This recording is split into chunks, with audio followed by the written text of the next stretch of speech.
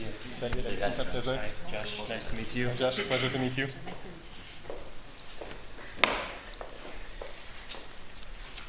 Bonjour et bienvenue au cas de système d'information organisationnelle. Pouvez-vous me confirmer votre lettre d'équipe? H. Est-ce que vous préférez la lecture de règlement en français ou en anglais? Anglais. For this case, you will have 20 minutes to make a presentation in front of the judges. If your presentation lasts under 18 minutes, you will receive a 1-point penalty for every 30 seconds. If your presentation lasts under 10 minutes, your team will receive a score of 0 at the general ranking for the team. If after 20 minutes you have not completed the presentation, you will be stopped to move on to the period of questions. At the end of the presentation, the judges will have 5 minutes to ask their question. I remind the jury that it is mandatory to ask a minimum of 1 question during this period. If after 5 minutes you have not finished answering the question, you will be stopped. Throughout the presentation, I will indicate the remaining time using 4 words at 10 minutes, 5 minutes, 2 minutes, and 30 seconds. I will make a countdown using my finger for the last 10 seconds. I remind you that it is prohibited to say the name of your university, and you will receive a penalty. I also remind the public that it is prohibited to use any electronic device during the presentation, and that the public must stay quiet until the end of the period of question. Before we begin, I'm asking the room to turn off their cell phone and put them on mute so that we don't interrupt the presentation. I will now ask the judges to present themselves, and after you will be free to start the presentation. Sorry. Tu dois le mettre à la suite. Frédéric Gaston, Chief Operating Officer, de facto. Hi, my name is Eric Côté. I'm the VP Central Procurement for Metro. Bonjour, mon nom est Frédéric Legault. I'm a CIO at Metro. Hi, Josie Ull. I'm a VP of Merchandising at Metro.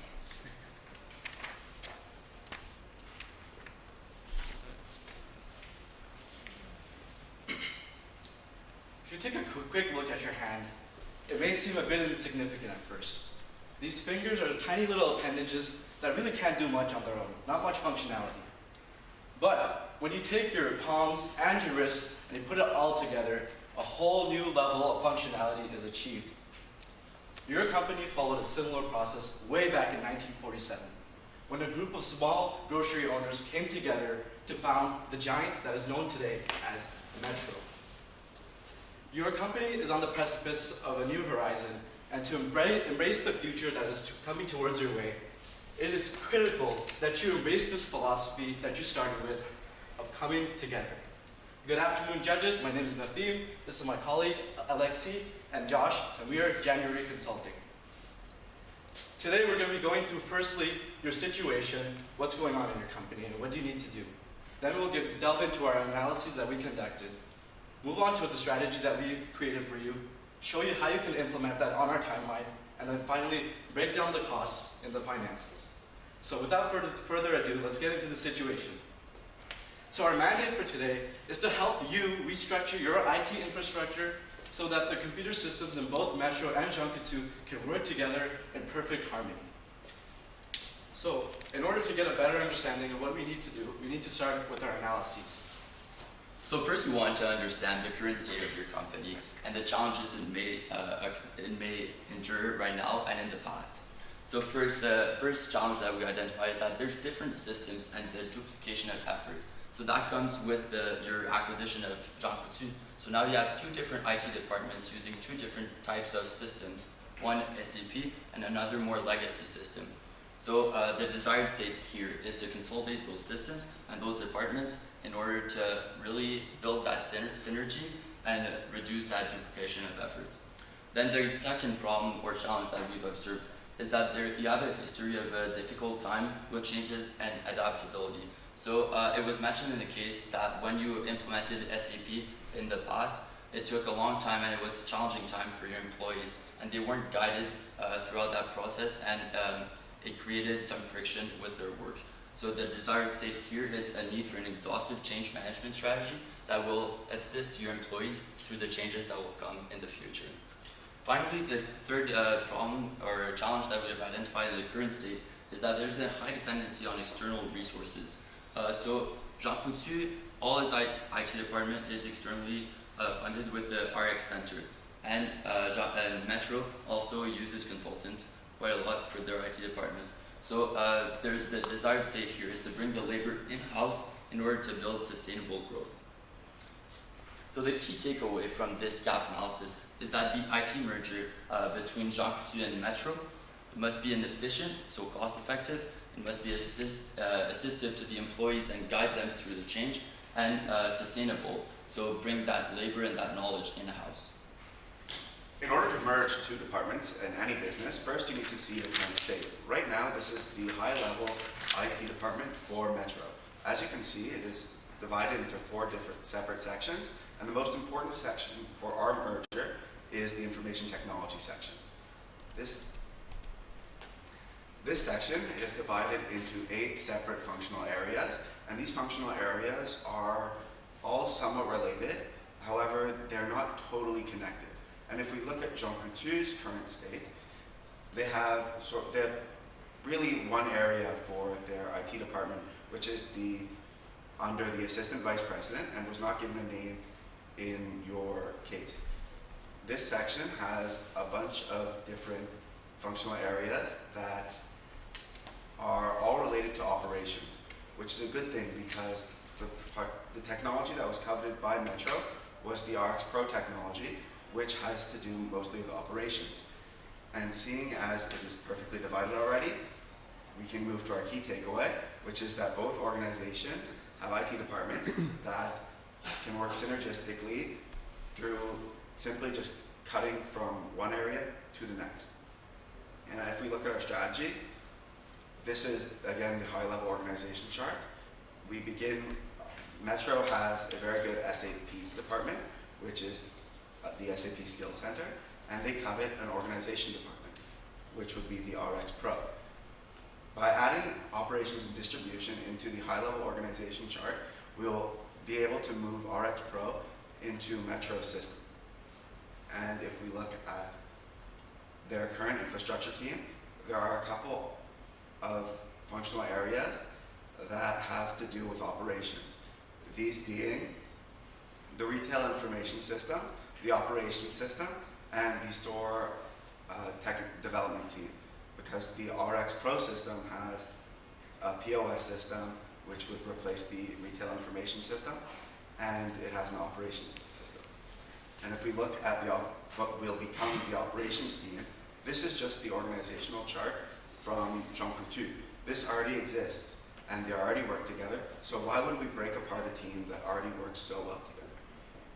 What we will do instead is add operations into the Jean Coutu marketing, the Jean Coutu IT team, and these operations employees will be from Metro, the employees whose departments we cut from Metro's original department will work with Jean Coutu through collaborative softwares. So now for the change management. So how are you going to help your employees be worthy and trustworthy of the changes that you're bringing to their day-to-day lives? So first, we want to set goals for this change management strategy because, like I said earlier, it's so important that they feel guided and assisted. So the first one is that assistiveness, that they're not alone, that their company, that head office is really supporting them through the change and giving them the tools and resources they need to succeed in their day-to-day lives.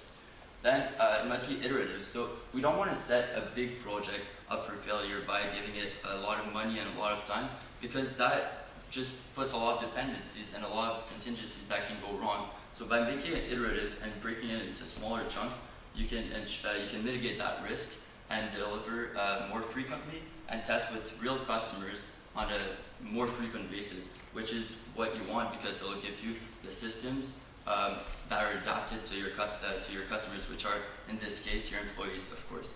Then finally, it must be cross-functional. So we want your employees from the Jean Coutu brand, from Metro, and even from Brunet that was merged with Metro a couple of years ago, to be able to all feel like the systems are work the same in a sense that they can use them in their different environments. So first, assistant. So we want to institute super users and a communications plan so that the customers that are your employees have the resources that they need. So the first one would be to have a super user per system, per functional group. So the two systems that you'll have in place are SAP and RX Pro. So for each functional group, that can be a region for metro stores, for example, or it could be in head office for all your marketing team. You'll have a super user for SAP and a super user for RX Pro that will act as a resource for your employees. So they'll be in the business. They'll know what it's like to work with that system for the tasks that they're assigned. But they'll also be knowledgeable. They'll receive more training than the average employee on how to use the system and be able to leverage those advanced features, for examples. And by putting them in the business instead of having a complicated ticketing system where your users have to wait weeks before getting responses or getting support for using the platform, you'll ensure that they're even more efficient in using that tool, and that's what you want. You don't want to put a tool in place that will not be used the most efficient way possible. Then the affected employees should receive continuous memos, so a communications plan that updates the employee on where the project is and what head office is doing to support the change. And so that comes with first a memo that states what the timeline is going to look like. So we'll present later today a timeline for the next 3 years as to what you can expect. So sharing that with your employees will make sure they feel not only like head office is supporting them, but that they'll feel even accountable for the change themselves, because they'll be in it throughout the journey. Then iterative. This is probably the most important. The waterfall project methodology has been used for so many years, but it has led to so many failures because it is so big and has so many of those contingencies and risks that I mentioned earlier. So by adopting a more agile mindset and stealing those values and principles from the Agile Manifesto, you'll be able to have an iterative approach to integrating those new systems and the changes within your organization. So an example of that is in the Agile methodology, you have that the work should be split into small chunks of working software. But this doesn't have to be only for software. It can be for your reorganization work. It can be for training employees. You can really get all your project under that methodology and plan into small increments of time. So only 2 or 3 weeks at a time will ensure that you're prioritizing the most important work and that you're able to adapt and pivot if something goes wrong. Whereas when you're using the waterfall methodology, which has a timeline of a long duration and a lot of money involved, it's hard to pivot when you see that there's an opportunity for better work. So by having those smaller iterations, you're able to adapt to any change that might come in your organization and even implement the feedback you get from users. And that brings me to my second point. You want to test those changes, those new integrations of the SAP and RX Pro with the users frequently. So that can be at the end of each sprint, or which is the 2 or 3 week increment. It can be at the end of each month, each 2 months. The important part is that you're testing it with the real customers, which are your employees. Because if they're not comfortable using the software, like I said, they won't use it efficiently and you'll have wasted that money. So now the cross-exchange program. So this is pretty much a different approach than what I've been talking about, but we believe that by consolidating your systems, you'll be able to benefit by having a cross-functional labor force. So the cross-exchange program will consist of allowing employees from the Metro, Brunet, and Jean Coutu brand to exchange and try out what it's like to work in the different environments. So this will be possible since the systems have similar UI, user interface. They'll be able to understand those systems better. And by giving them the opportunity to be in the shoes of their fellow co-workers, they'll be in a place that they'll have more knowledge and be able to transfer that knowledge more efficiently. And that isn't just explicit knowledge, but also the tacit knowledge that they'll learn on the force, so by doing the work. So the long-term goal of this program is that your staff is capable of working in any store at any time. So that's been seen in multiple industries like museums, for example, or you have multiple museums close to one another, you can staff the employees into any one of them without causing any friction in their work. And that will result in you mitigating the risk of scheduling changes, or when you need more workers in certain times, you have a bigger pool to select from. So the cross-exchange program, which is a different approach to change management, but we believe it's a great opportunity that your business can leverage by having those that standardized systems across your 3 businesses. So now for the timeline, I've mentioned a lot of changes. You're probably wondering how long it's going to take for each one of them. So this is a high-level overview of what we're proposing. So first, we've mentioned that you estimate it will take 18 months to integrate the RX Pro software at Metro. So we estimate that it's going to take the same duration for SAP as it's of similar complexity. So over the next 3 years, you'll be implementing those 2 systems. We prioritized the integration of RX Pro because we believe that it's a more client-facing, so your employees are using it more frequently. So by seeing the change happen fast and have a high impact on their life, they'll gain trust in your business and understand that you're not just jumping into things, that you've planned it out properly. And when it comes time to change stuff like the SAP, which manages their pay, they'll have more trust in you and be more supportive of the change. So that's why we decided to prioritize RX Pro over SAP. And then the reorganization plan that Joshua presented, we believe it will take 6 months because we're not relocating anyone. Everyone stays where they are, but there will be changes in staff and who's reporting to who, the missions of each group. So over the 6 months, we want on a rolling basis to implement those changes that Joshua taught. And I forgot to say, but over those 36 months, those 3 years, adopt that agile mindset that I talked about earlier, about cutting the work into smaller chunks. Don't plan for the 18 months at a time, obviously. And then, like I said, you need to train your users so that they're comfortable using these systems. So for the last 2 months of development of an integration plan, so for example, for RX Pro, it would be from 16 to 18 months. You will identify your super users and give them that extensive training so that once the system is in place, they'll be able to support their fellow colleagues as well. And then for the cross-exchange program, we think it's going to take you around 6 months to plan everything out, the logistics, get the awareness with the managers of the different brands. So that will be for planning. And then for the last year of that 3-year timeline, you'll be able to actually roll out the eligibility to the program to the employees. So every business needs the triple bottom line. You have your people, you have your planet, and your profit. How are you going to affect all of these? Well, with our strategy, we're confident that the people will be affected in these ways. We'll give your employees a lot more options for work, giving them the flexibility they need in their busy lives, and so they can give their best work for you. On top of that, you'll be giving your employees experience with modern ERPs, so they'll be more skilled as a laborer, and they'll be able to thrive on their own if they ever choose to leave the company.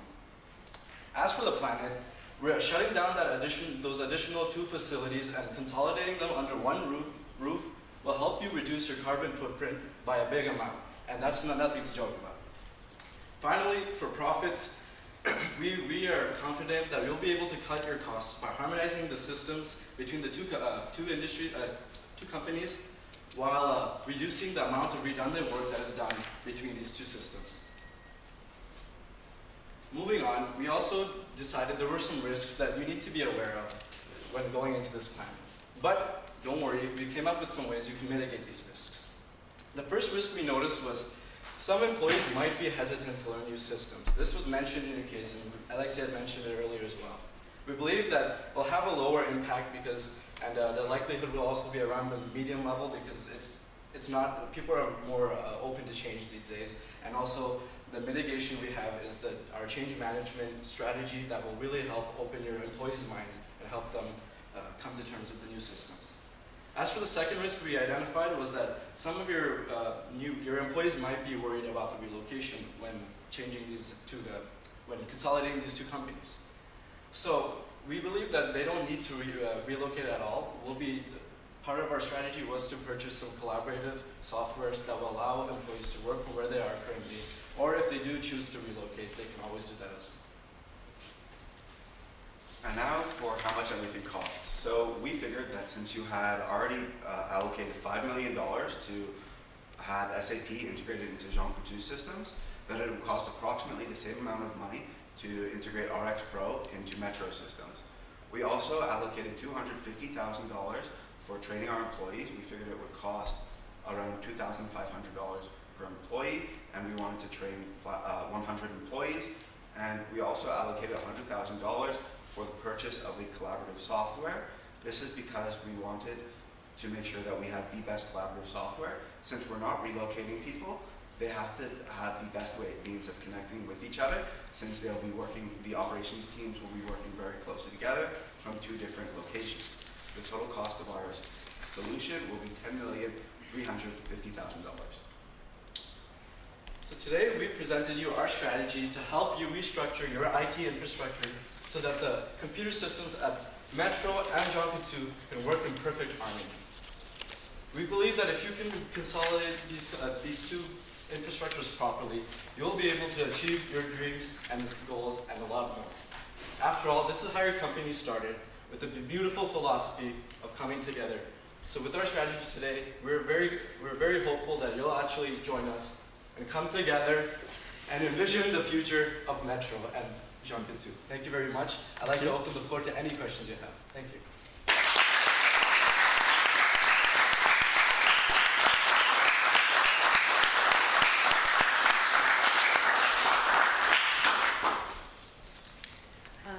With your plan, do you think you can generate any synergies to lower the cost that you showed to us? Yes, so by having the staff from Metro work with the Jean Coutu team, the synergy there would be that they would be able to relay information from the Jean Coutu staff to the rest of the Metro team, and and vice versa. Is there other synergy that we can have?